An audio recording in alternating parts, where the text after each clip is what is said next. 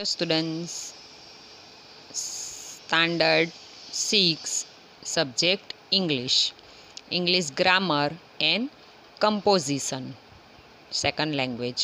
Okay, તો વિદ્યાર્થી મિત્રો, ગયા પીરિયડમાં આપણે જે આપણો પહેલો જે ગ્રામર છે એનું ફર્સ્ટ રિવિઝન આપણે જોતા હતા, બરાબર છે. એમાં મેં તમને એ અને એન વિશે, ધીઝ અને ધેટ એકવચન વિશે સમજાવ્યું હતું. ત્યાર પછી તમને આ એક્સરસાઇઝ જે એ અને એન વડે ખાલી જગ્યા પૂરો એ તમને લખવા માટે કહી હતી, બરાબર છે ને. અને આ પાછળ પેજ નંબર 6 ઉપર 21 ખાલી જગ્યા તમને લખવા કહી હતી. હવે આજે આપણે આ સમજીએ. પ્રનાઉન 3 નંબરનું છે પ્રનાઉન. આજે આપણે આ પ્રનાઉન શીખીએ. હવે પ્રનાઉન એટલે શું? તો સર્વનામ, બરાબર છે.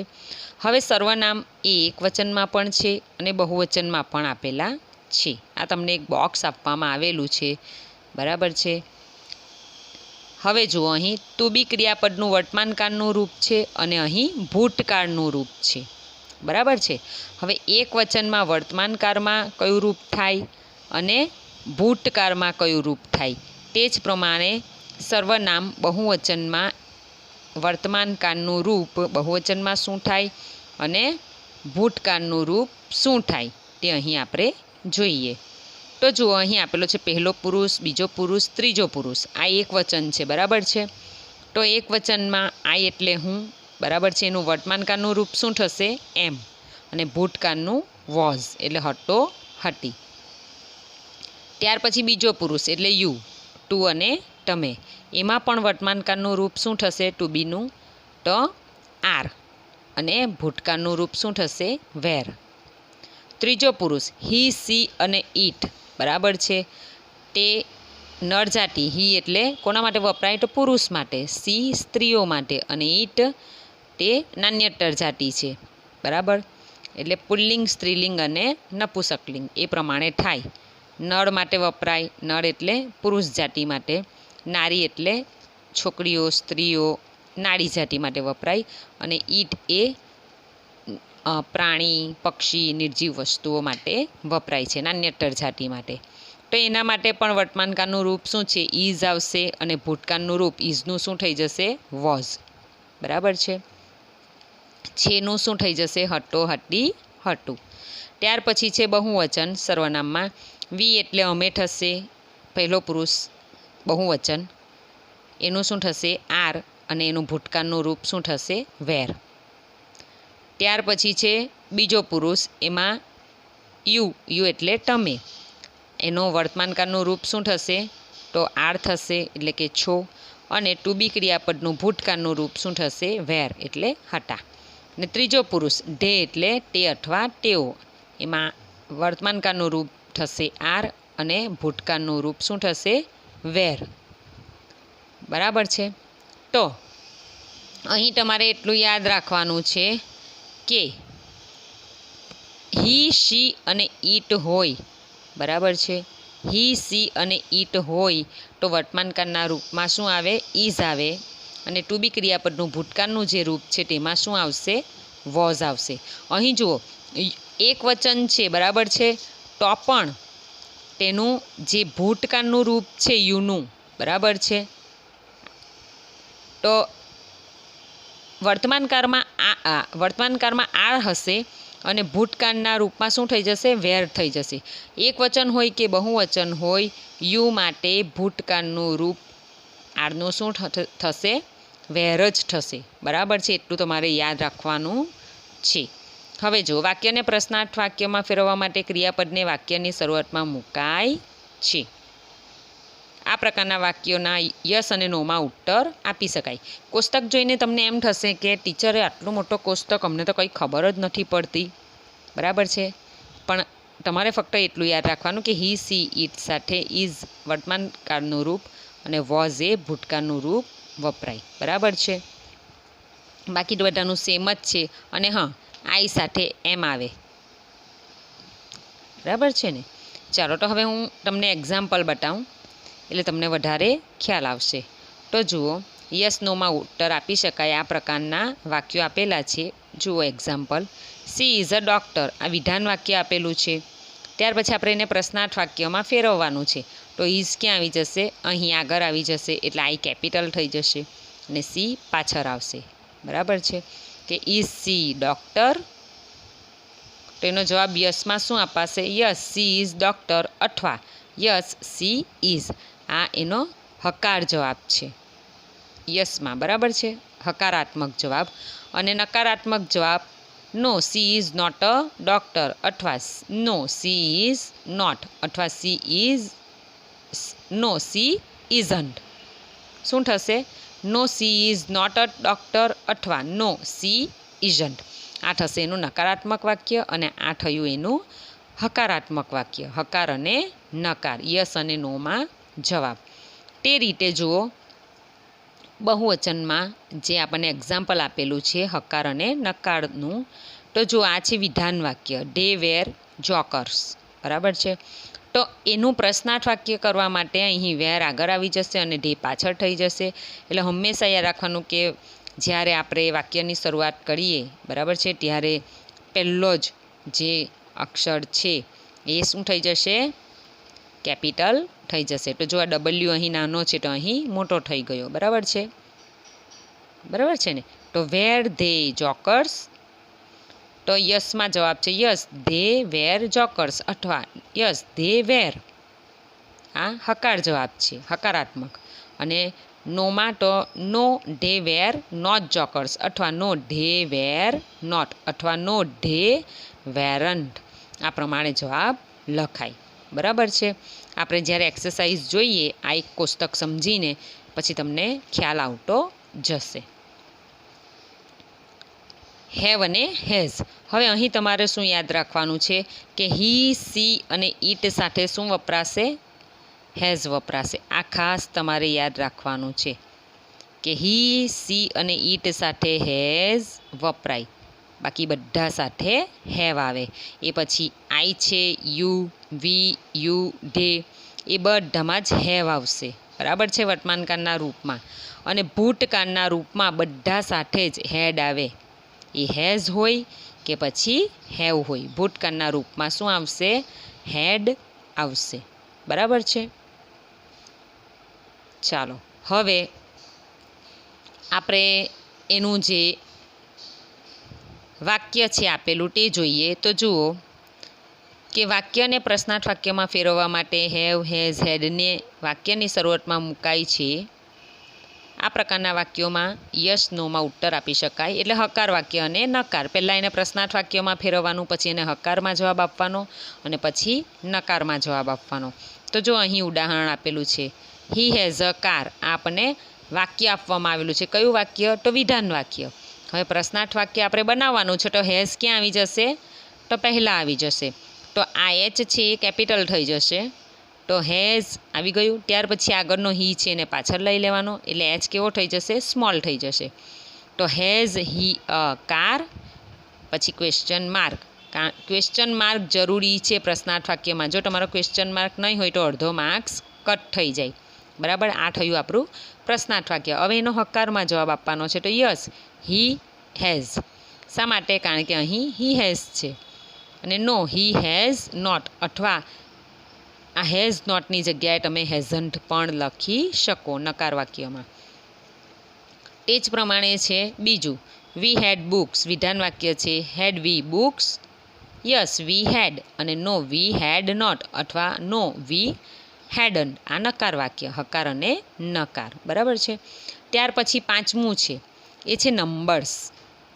બરાબર છે, એમાં 1, 2, 3, 4, 5, 6, 7, 8, 9, 10, 11, 12, 13, 14, 15, 16, 17, 18, 19, 20, 21, 22, 23, 24 અને 25 આ પ્રમાણે છે.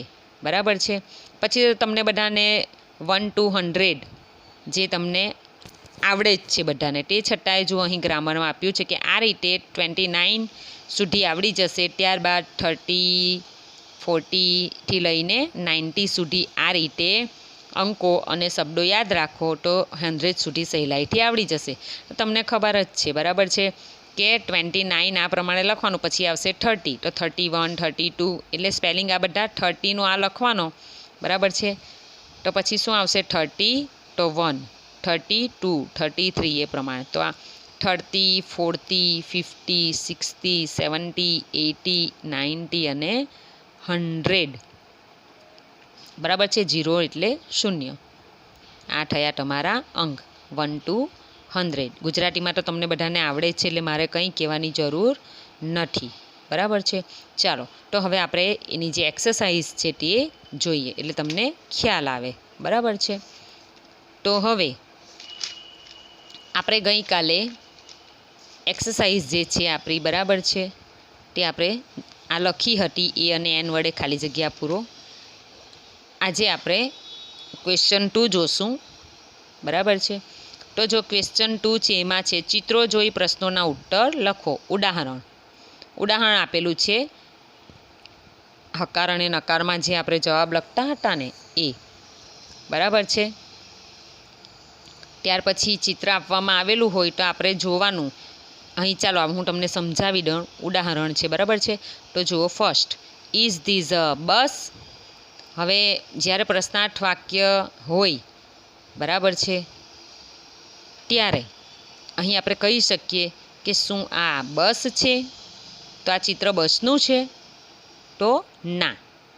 ચિત્રના આધારે આપણે પ્રશ્નોના જવાબ લખવાના છે. તો અહીં લખ્યું છે no, it isn't, it is a boat, બરાબર છે ને. પછી બીજો છે સવાલ, વોટ ઇઝ ધીઝ, આ શું છે? તો તમે લખી શકો ધીઝ ઇઝ અ બોટ, બરાબર છે ને. તો આ પ્રમાણે આપણે નીચેની એક્સરસાઇઝ એક્ઝામ્પલના આધારે કરીશું. ચાલો, અહીં શેનું ચિત્ર છે? તો ટામેટાનું ચિત્ર છે, બરાબર છે.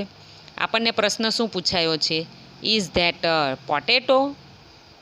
પોટેટો એટલે શું થશે? બટાટું, બરાબર ને, બટાકો થશે. અહીં ચિત્ર આપવામાં આવેલું છે ટામેટાનું. તો અહીં જવાબ છે નો, ઇટ ઇઝન્ટ, કે ના તે પોટેટો નથી. ઇટ ઇઝ અ ટોમેટો, તે એક ટામેટું છે.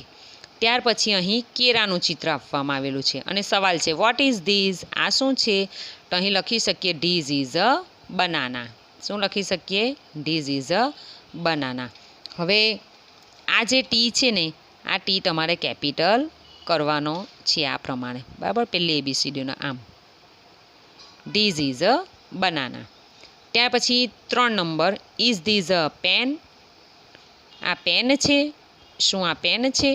તો શું છે? પેન છે કે પેન્સિલ છે? તો પેન્સિલ છે. એટલે આપણે અહીં યસ લખીશું કે નો લખીશું? તો no. No, it isn't, it is a pencil, બરાબર. 4થા નંબરનું, વોટ ઇઝ ધેટ?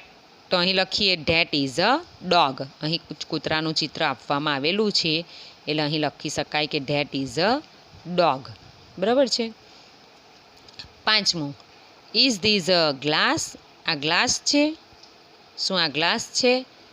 તો નો, ઇટ ઇઝન્ટ, ના તે ગ્લાસ નથી. ઇટ ઇઝ અ કપ, તે કપ છે.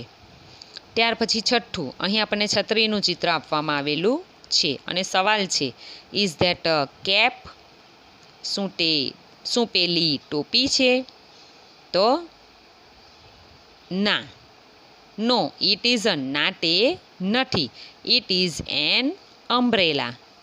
હવે અહીં એન આવ્યો, શા માટે? કારણ કે આ જે પહેલો જે અક્ષર છે એ શબ્દનો પહેલો અક્ષર શું છે? તો સ્વર છે, બરાબર છે ને. એટલે શું આવ્યું? જે શબ્દનો ઉચ્ચાર સ્વર વડે થાય તેની આગળ હંમેશા એન આવે તો અમ્બ્રેલા છે, બરાબર છે ને. 5 સ્વર છે, AEIOU, તેમાં આ યુ છે એટલે આગળ શું આવ્યું? એન આવ્યો. યાદ રાખવાનું, વાક્યમાં આ પ્રમાણે જોઈએ. પછી તમે અહીં એ લખી દેવો તો એ ચાલે નહીં. અહીં અમ્બ્રેલા છે એટલે એન આવ્યો, બરાબર. 7મું, ખુરશીનું ચિત્ર આપવામાં આવેલું છે. ઇઝ ધીઝ અ ચેર, શું આ ખુરશી છે? તો યસ, ઇટ ઇઝ. શું આવશે જવાબ? Yes, it is. તો તમારે આ લખવાનું છે. બરાબર છે. ચાલો 8 નંબરનું વાક્ય. એમાં 8 નંબરમાં આપણને હાથી આપવામાં આવેલો છે. હાથીનું ચિત્ર છે. સવાલ છે ઇઝ ધેટ અ કાઉ? શું પેલી ગાય છે? તો no it isn't, it is an elephant. આ નથી લખવાનું. અહીં ઈટથી ચાલુ કરવાનું છે. It is an elephant. ત્યાર પછી 9 નંબર ટ્રેનનું ચિત્ર છે. Is this a train? તો યસ ઇટ ઇઝ. આ જે છેકો મારેલો એ લખવાનું નથી. શું લખવાનું? Yes yes it is. બરાબર છે. આ પ્રમાણે તમારે લખવાનું રહેશે. 10મું ઇઝ ધેટ અ બનાના? તો શું છે અહીં? એપલ છે. પિક્ચર શેનું છે? તો એપલનું. તો no it isn't, it is an apple. આ પ્રમાણે લખવાનું. બરાબર છે. ત્યાર પછી ક્વેશ્ચન 3 ઇઝ એમ આર વડે ખાલી જગ્યા પૂરો. ઇઝ એમ અને આર. તો હી છે અહીં આપેલો. બરાબર છે. અને જતીન છે, એક જ છે. તો શું આવશે? He is Jatin. ખાલી જગ્યામાં આવશે ઇઝ. ત્યાર પછી છે આઈ. તો એમ કોની સાથે વપરાય? હંમેશા યાદ રાખવું કે આઈ સાથે જ એમ આવે, બાકી કોઈની સાથે એમ આવતો નથી. એટલે આવશે આઈ એમ અ પ્યુપિલ. એમ આવશે. ત્રીજું યુ ખાલી જગ્યા ચિલ્ડ્રન. તો આર આવશે. સી ખાલી જગ્યા રીમા. તો ઇઝ આવશે. અહીં આર કેમ આવ્યો? કારણ કે આ બાળકો છે. એક જ બાળક નથી, પરંતુ એક કરતાં વધારે બાળકો છે, એટલે આર આવ્યો. રામજીભાઈ ખાલી જગ્યા પોસ્ટમેન. અહીં રામજીભાઈ એક પોસ્ટમેન છે. બરાબર, એટલે ઇઝ આવ્યો. વી ખાલી જગ્યા પોલીસમેન. હવે અહીં આર આવશે. બરાબર, વી છે એટલે. હું એક જ નથી, પરંતુ અમે છીએ, એટલે આર આવ્યો. 7મું ઈટ ખાલી જગ્યા એન એપલ. તો ઇઝ આવશે. હાથી એક જ છે, એટલે ઇઝ આવ્યો. ડે ખાલી જગ્યા કેટ્સ. હવે કેટ્સ એક કેટ્સ છે. અહીંયા પાછળ એસ આપવામાં આવેલો છે. એક જ બિલાડી નથી, પરંતુ ઘણી બધી બિલાડીઓ છે, એક કરતાં વધારે છે. અને અહીં આગળ ડે છે. બરાબર છે, એટલે આર આવશે. ત્યાર પછી આઈ ખાલી જગ્યા મિલ્કમેન. તમને કહ્યું છે કે આઈ સાથે હંમેશા આંખ બંધ કરીને એમ લખી દેવાનો. બરાબર છે. આઈ સાથે જ એમ આવે, એટલે અહીંયા એમ આવ્યો. અને 10મું કવિતા ખાલી જગ્યા ટીચર. તો ઇઝ આવશે. કવિતા ઇઝ અ ટીચર. ત્યાર પછી છે પ્રશ્ન 4. ઉદાહરણ પ્રમાણે પ્રશ્નાર્થ વાક્યો બનાવી યસ નોમાં ઉત્તર લખો. બરાબર છે. તો અહીં આપણે યસ અને નોમાં ઉત્તર લખવાનો છે. તો જુઓ, અહીં વાક્ય આપવામાં આવેલું છે આ પ્રમાણે. You are a postman. તો are you a postman? Yes I am. No I am not. તો અહીં આપેલું છે આઈ એમ અ ટીચર. તો am I a teacher? Yes I am. No I am not. એ પ્રમાણે બીજું ધે આર પ્યુપિલ. તો are they pupils? Yes they are. No they are not. આ જે મેં છેકા મારેલા છે આ તમારે લખવાનું નથી. બરાબર છે. ત્યાર પછી ત્રીજું સી ઇઝ મિતાલી. તો is she Mitali? Yes she is. No she is not. અથવા નો સી ઇઝન્ટ. બરાબર છે, આ નથી લખવાનું. Yes she is. No she is not. અથવા નો સી ઇઝન્ટ પણ ચાલે. ચોથું we are farmers. Are we farmers? Question mark. Yes we are. No we are not. બરાબર છે. ત્યાર પછી છે are you you are a milkman. તો are you a milkman? Yes I am. No I am not. છઠ્ઠું they are players. Are they players? Yes they are. No they are not. I આવશે નહીં. આ જૂની છે સ્વાધ્યાય પોથી, એટલે આમાં આ પ્રમાણે મિસ્ટેક છે. બરાબર છે, એટલે સુધારીને આ મેં લખ્યું છે. He is Sanjay. તો is he Sanjay? Yes he is. શું લખશો? યસ પછી આ પ્રમાણે યસ હી ઇઝ. અને નો હી ઇઝ નોટ. આ પ્રમાણે લખવાનું. 8મું you are policeman. Are you policeman? Yes I am. No I am not. Yes I am. અને નો આઈ એમ નોટ, આ પ્રમાણે, બરાબર. ત્યાર પછી 9મું, ઇટ ઇઝ એન અમ્બ્રેલા, તો is it an umbrella? Yes, it is, no it is not. It is અને it is not, આ પ્રમાણે આવશે. આ યસ આવશે અહીં અને અહીં આવશે નો, બરાબર છે. Yes it is, no it is not. એટલે તમને નહીં ખબર પડતી, મેં પેન્સિલથી આ પ્રમાણે લખ્યું છે. 10મું, you are a doctor, are you a doctor? Yes I am, no I am not. હવે છે 5મું, હેવ હેઝ વડે ખાલી જગ્યા પૂરવાની છે. એમાં તમને મેં કહ્યું જ છે કે હી, સી અને ઈટ હોય તો એની સાથે શું આવશે? હેઝ આવશે. બાકી બધા સાથે શું આવે? હેવ આવશે. હેઝ એટલે પાસે, હેવ એટલે પણ પાસે, પાસે એટલે નજીક. તો અહીં ડે છે, ડે ખાલી જગ્યા ટોયઝ, તો હેવ આવ્યું. આઈ ખાલી જગ્યા બુક, તો હેવ. સી ખાલી જગ્યા ડોલ, સી છે એટલે શું આવશે? હેઝ, તો અહીં હેઝ લખ્યો. વી ખાલી જગ્યા 2 ઇરેઝર્સ, તો હેવ આવશે. યુ ખાલી જગ્યા બાઇસિકલ, હેવ આવશે. અનંત ખાલી જગ્યા કાર, અનંત એ છોકરો છે એટલે હી આવે, એટલે હી માટે શું આવશે? હેઝ, એટલે હેઝ લખ્યો. જીગર એન્ડ અમર ખાલી જગ્યા માર્બલ્સ, જીગર અને અમર 2 જણ છે એટલે એના માટે શું થશે? ઢે થશે. 2 છોકરાઓ છે એટલે ઢે એટલે તેઓ થશે, બરાબર. એટલે તેઓ માટે હેવ આવશે. પછી તમારે એવું નહીં વિચારવાનું કે આ છોકરો છે એટલે હી વપરાય એટલે હેઝ આવશે. 2 છોકરાઓ છે, જો એક જ છોકરો હોત તો અહીં હેઝ આવતે, પરંતુ જીગર અને અમર 2 છોકરાઓ છે એટલે હેવ આવશે, એટલે ખાલી જગ્યામાં હેવ લખ્યું છે. દેવિકા ખાલી જગ્યા પેન્સિલ, તો હેઝ આવશે. ધ બોયઝ ખાલી જગ્યા બેટ્સ, હેવ આવશે. ધે ખાલી જગ્યા બેગ, તો હેવ આવશે. ત્યાર પછી તમારે આ જે આપણને પ્રશ્ન 6 છે, અંગ્રેજી શબ્દોમાં સંખ્યા લખો, તો 45, 83, 67, 52, 91, 39, 75, 12, 26 અને 100 એ તમારે લખવાનું રહેશે, બરાબર. તો અહીં આપણું જે પહેલું ચેપ્ટર છે રિવિઝન એ અહીં ગ્રામરમાં હું પૂરું કરું છું. આ તમારે લખવાનું રહેશે, બરાબર છે. છીકછાક કરવાની નથી. મારી તો સધેપુઠી જૂની છે એટલે આવું થયું છે, બરાબર છે. તમારે આ લખવાનું રહેશે, બરાબર છે. ચાલો, સ્વાધ્યાયપોથી આપણે ગ્રામર બુકમાં પેજ નંબર 6, 7, 8 અને 9 તમારે ગ્રામર બુકમાં જ લખવાનું રહેશે. બીજો જે પાઠ છે આપણો, બીજું ચેપ્ટર ડીઝ એન્ડ ડોઝ, બહુવચનવાળું, બરાબર છે, એ આપણે આવતા પીરિયડમાં જોશું.